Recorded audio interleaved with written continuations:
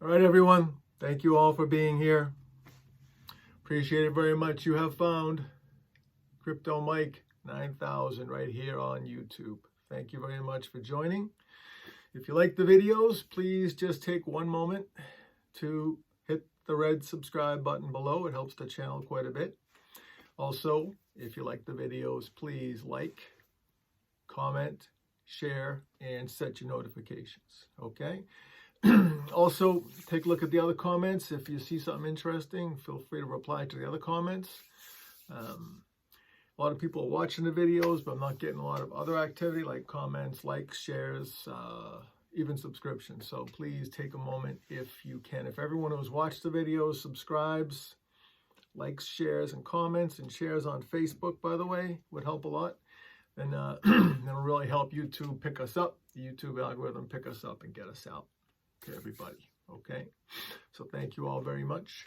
Also, please join me on Patreon. Okay, Crypto Mike 01. Easy to find, lots of bonus content over on Patreon. YouTube just doesn't allow everything. That's all there is to it. And the podcast is up. The podcast has a different name. It's called Crypto Talk with Mike. So you go to Spotify, and the search bar of Spotify, you just put in Crypto Talk with Mike. We come right up, then you can save it there. Listen and save it there. You can watch whenever you want. Listen on Spotify whenever you want. Okay? Also, please check out deltarescue.org. It's the animal welfare organization out in LA. It's primarily a dog rescue, but it's also now got cats, horses, farm animals, everything. I do a lot of great work taking care of animals out there. It's a Care for Life animal sanctuary. So once animals come there, they never get sent out anywhere. They're taken care of there. They're fed there. They get a companion animal there. And they get veterinary care there for their whole life. And it's forever. So it's usually bad circumstances that bring animals there. But once they're there, Delta Rescue does a great job at taking care of them. So support Delta Rescue if you can, even if you can't financially support them now. You can check out the website. You can share the website like I'm doing here with other people. And remember, I have no official affiliation with Delta Rescue at all. It's just a charity I found last year. I like it a lot myself, so I'm just trying to spread the word. Okay?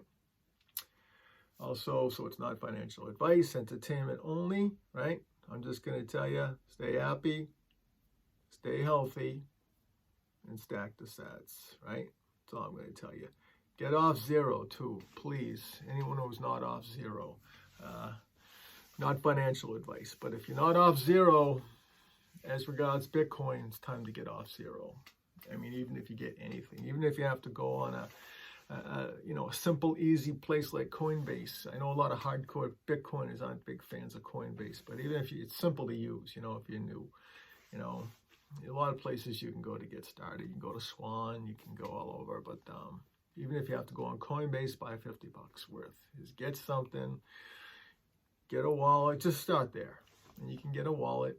Learn how to use the wallet. You can take it off the exchange, keep it down for yourself.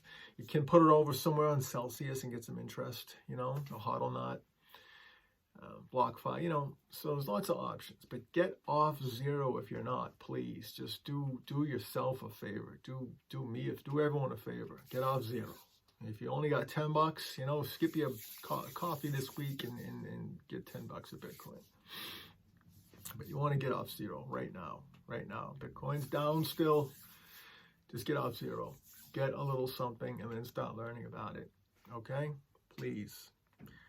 First, so what we're going to talk about today is El Salvador. They're getting heat from the International Monetary Fund, which they got right away and they've always got, International Monetary Fund is the bigs. The bigs you always hear us talk about. So the International Monetary Fund, the I.M.F, you hear about them on the news sometimes. The I.M.F, which monitors the global economic system and distributes loans and aid to its 190 dues-paying member countries, has stepped up its calls for El Salvador to abandon Bitcoin. As part of regular meetings between the I.M.F. and individual member countries, the organization collects economic data and reports back to the board. Then the board discusses problem areas and potential fixes with that country's government. And the I.M.F., they think Bitcoin is a problem for El Salvador. So look, Bitcoin is the disruptor for the traditional financial system. So, the IMF, all these Fed reserves, any country's Fed is not, not, we always hear the Fed here in the U.S. It's not just us. Most countries have a Fed. And then none of them are going to like Bitcoin. Okay, they're just not going to. It's disrupting. It's the disruptor. So you're going to hear a lot of FUD from these people. That's why the big banks don't like Bitcoin. The big financial institutions don't like Bitcoin, at least publicly. I'm sure they're buying it behind the scenes. I'm positive of that. According to remarks from the international organization, at the conclusion of the consultation, the Central American country's economy is shrinking while its public debt is expanding. It argues that using Bitcoin as the national currency, as it has been doing, as El Salvador has been doing since September 2021, risks halting its recovery. Probably that's not true. The adoption of a cryptocurrency as legal tender, however, entails large risks for financial and market integrity. That's true.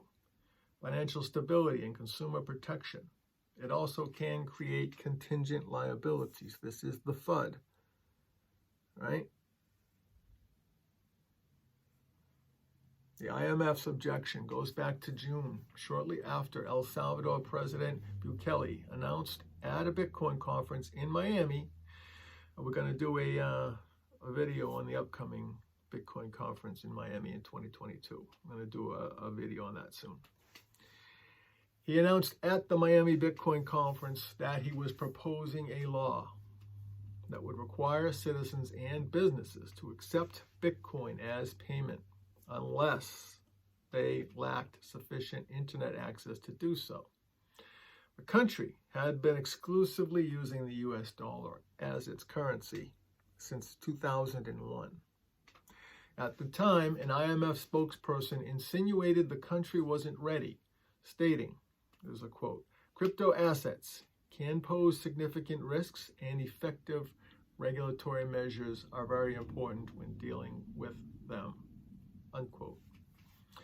Nonetheless, the Legislative Assembly quickly passed the bill into law, and 3 months later, El Salvador became the first country in the world to use Bitcoin as its official currency.